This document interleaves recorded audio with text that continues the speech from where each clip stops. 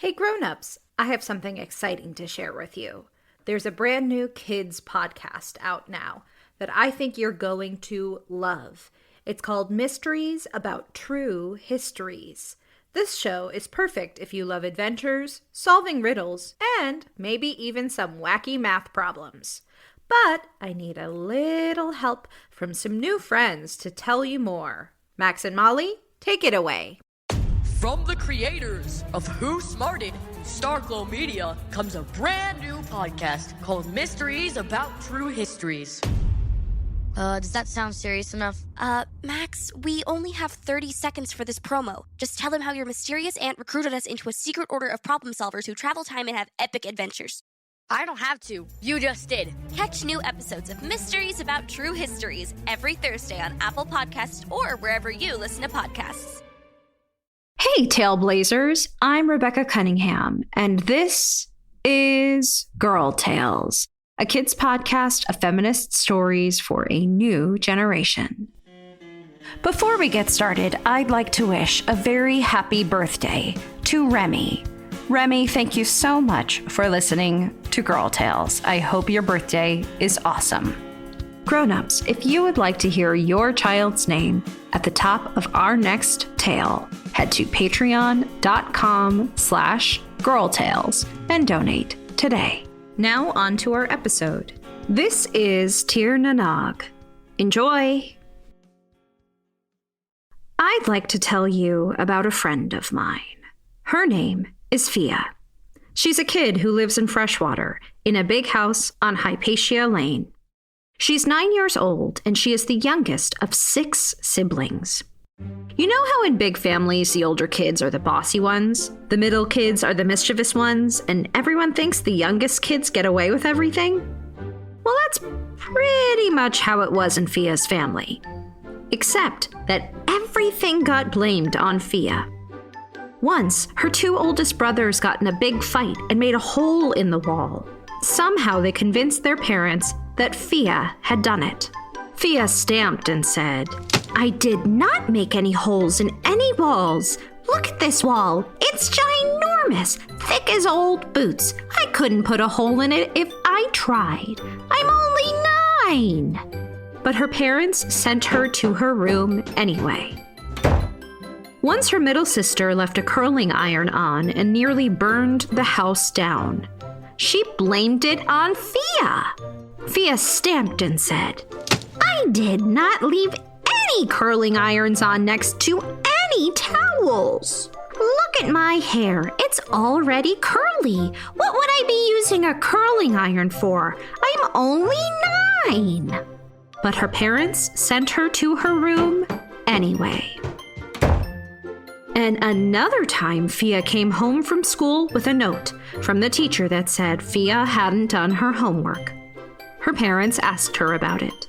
Fiadh stamped and said, "I did not do my homework because homework is boring. Look at my brain. It's tired from a whole day of school. Why should I do homework too? I'm only 9. So her parents sent her to her room. Fiadh was annoyed about being blamed for everything she didn't do, including her homework. And she was trying to think of a way to make her family appreciate her. "I do everything for these people. Why do they treat me like dirt?" she said to herself. Fiadh was fed up. The next day, her family took a winter walk up to Freshwater Lake. They tried to take a walk all together, at least once a week. For the walk, Fiadh packed her backpack with her teddy bear, some leftover Halloween candy, and her water bottle, which Sasquatch gave her as a reward for picking up litter in Freshwater. She put on her coat, hat, and gloves and started walking with her family. She put on her most sourpuss expression, but everyone was so busy walking and talking that they didn't know how annoyed Fiadh looked. It was an afternoon at the end of winter. There was a little bit of snow mixed with dirt pushed to the edges of the roads.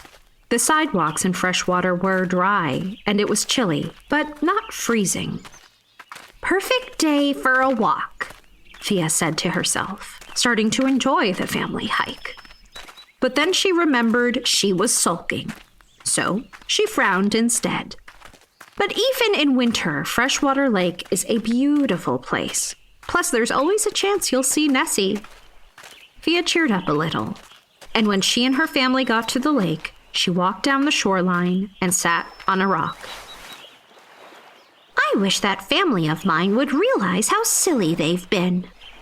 Fiadh hugged her teddy bear, still angry at the way her family treated her.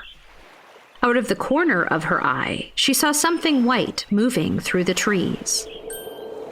Her family were way down at the other end of the lake. She looked around and found a big stick, which she picked up just in case she saw some kind of ghost or something. There it was again, a flash of white. Who's there? Fiadh called out. Then out of the woods stepped a tall, gleaming white horse. It had a flowing mane and large, intelligent eyes. Whoa, a horse, Fiadh said. Who are you calling a horse? Said the horse. I thought you look like, aren't you, Fiadh stammered.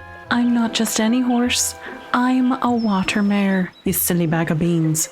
Fiadh didn't know what a water mare was, and she had also never spoken to an animal that spoke back. But freshwater was full of magical creatures, so it wasn't that strange. I'm not a bag of beans. I'm a human. My name's Fiadh. What's your name? Enbar. The water mare bowed a little. What are you doing at the lake at sunset at the tail end of winter? Just sitting, wishing my family would be nicer to me, Fiadh admitted. Well, at sunset at the tail end of winter, water mares and fairies travel across the lake to Tir Na Nog. Enbar the water mare stood for a minute, looking out over the lake. If you want, you could come with me. Enbar offered. Fairies? Tir Na Nog? Fiadh was extremely curious about seeing fairies, but she knew from stories that fairies could be tricky. She saw her family eating snacks at the far end of the lake. They hadn't even waited for her to have their snacks. That was the last straw. Let's go see the fairies. Just for a little while. Enbar whinnied and said, Hop on my back.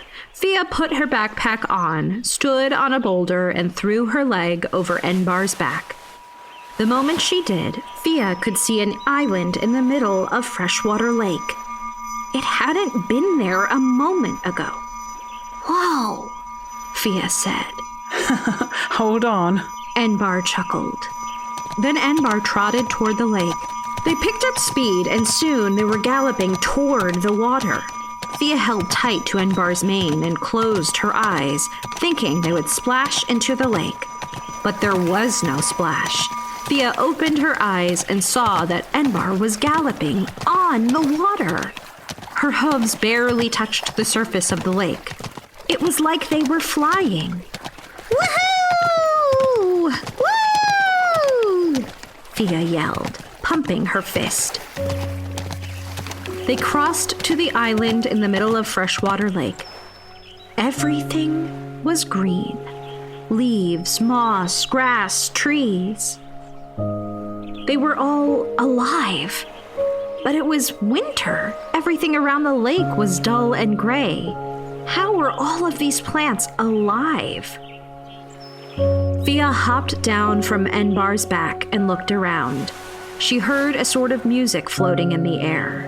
Sunbeams dappled the forests and brightened the glades. It was warm and everything smelled like spring. Welcome to Tir Na Nog, Enbar said. As Fiadh looked around in awe, a drumbeat started. From behind the trees, little faces appeared. Faces of every color: brown, white, pink, blue, purple, and green. Faces with pointy chins, pointy ears, and freckles. Fairies, Fiadh whispered to herself. The little faces belonged to little people who had wings. They fluttered closer to Fiadh. They wore clothes made from leaves, bark, and flowers. Every fairy seemed to glow, and they were holding acorn tops like cups. One fairy, who was bigger than the rest and wore a dress made of willow fronds, looked Fiadh up and down. There was a hush as the other fairies watched. Then the tall fairy nodded at Fiadh, and all the fairies cheered. Enbar whispered into Fia's ear, "The Queen of the Fairies approves of you. You may stay in Tir Na Nog." Fia smiled. This was so cool. A fairy party on a secret island that no one else in her family could attend. She wasn't the youngest kid of a big family here. Here in Tir Na Nog, she was an important guest of the Queen of the Fairies. Several small fairies fluttered around her, looking at her closely. "Hello, I'm Fiadh," she said. The fairies laughed and fluttered off. Fiadh found a soft mossy spot to sit, and a fairy brought her a lily. It was full of dewdrops to drink. Fiadh thought it was the best glass of water she'd ever had. Then twinkling lights appeared like stars moving through the trees. Fairy music started, and 6 fairies, each dressed in different colored flowers, began to dance. It was a slow and graceful dance that got faster and faster. Soon, the fairies were swinging around and around. Tiny bells on their wrists and their hair were tinkling. The dance grew more and more wild, and Fiadh was amazed. The twinkling lights faded, the song ended, and the fairies bowed. All the fairies clapped, and Fiadh clapped too. Enbar trotted over. "Well, are you ready to head back to Freshwater?" she asked. "But I just got here," Fiadh insisted. Then movement on the shore of the lake caught her eye. Her family were walking up and down the shoreline and calling her name. They came looking for her. Ha! So they did miss her. Enbar bumped her shoulder with her muzzle. "Come on, we'd better hurry." "I'll tell them to come back in an hour. I'm having fun," Fiadh said. "Mom, Dad, I'm over in Tir Na Nog. I'll come home in a bit." But they didn't seem to hear her. Her family looked upset. Fiadh tried again, calling out to her siblings. "Teague, Porrig, Sean, Saoirse, Siobhan, I'm right here." Fiadh waved, but they couldn't see or hear her. "Why can't they see me?" she asked Enbar. "There's a veil between the worlds. You'd better hop on my back, quick." Enbar was looking at something beyond Fiadh. She turned and saw the fairies were staring at her, angrily. "Enbar, why do they all look so angry?" Fiadh asked under her breath, backing away towards the water. "It's possible they planned for you to stay here in Tir Na Nog. Forever." Enbar replied quietly. The fairies were slowly approaching with sneers on their tiny faces. "And why didn't you mention that before bringing me over here?" Fiadh said between clenched teeth, stepping on a rock and jumping onto Enbar's back. "It slipped my mind," Enbar replied, turning and running onto the water. The fairies pursued them to the edge of the water, throwing acorns and sticks and shouting angry fairy shouts. Enbar dodged, leapt, and galloped away across the water. Fiadh held onto her for dear life. Enbar kept running until they reached the shore safely away from the angry fairies at Tir Na Nog. "Phew," Fiadh said. Her family was standing just down the shoreline. "Let's go see my family. They'd love to meet you, Enbar." Enbar panted. "I think I'd better go back to Tir Na Nog and try and make things right with the fairies. Do you have anything shiny or sweet you can offer them? You really don't want them to stay mad at you, trust me." Fiadh looked across the lake at Tir Na Nog. She didn't want to know what angry fairies were capable of. So she fished around in her backpack and pulled out a sparkly pencil and the rest of her Halloween candy. Fiadh hopped down from Enbar's back. The moment she did, Tir Na Nog disappeared. "Enbar, I think you're magic," Fiadh said, holding up her fairy offering. "Of course I am. Don't you know anything about water mares and fairies?" Enbar said, carefully taking the pencil and candy in her mouth. Enbar's mouth was full when she said goodbye. See you around, Fiadh. And she turned and trotted across the lake and into the mist. Fiadh watched her go, then turned and walked to her family. They looked so sad. She felt a bit guilty about going to Tir Na Nog and making them worry. "Hi, family," she shouted as she ran toward them. They looked up. Fiadh! Oh my goodness! They all shouted. Her mom was crying. "Thank goodness you're all right. I'm sorry I upset you, Mom, but I was only gone for like 10 minutes. Her dad interrupted. "Fiadh, honey, you were missing for 24 hours. We were worried sick." "Where were you?" her brother Sean asked. I was away with the fairies."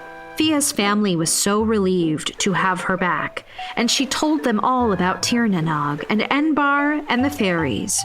Her story was so amazing that her family asked her to tell it over and over again. Then they had her tell me. Fiadh doesn't feel like her family blames her for everything anymore. In fact, when things go wrong or something strange happens, they blame the fairies. They leave shiny objects in a little fairy house in their yard when the fairies cause mischief. Fiadh says she's hoping to go back to Tir Na Nog one day. Maybe when the fairies have forgotten her most recent visit. Knowing fairies, she might be waiting a while. That was Tir Na Nog, written by Tessa Flannery, produced by Chenail, and performed and executive produced by me, Rebecca Cunningham. Don't forget to subscribe, rate, and review wherever you get your podcasts. And Grownups, you can follow us on Facebook and Instagram. Thank you for listening, and remember, I believe in you.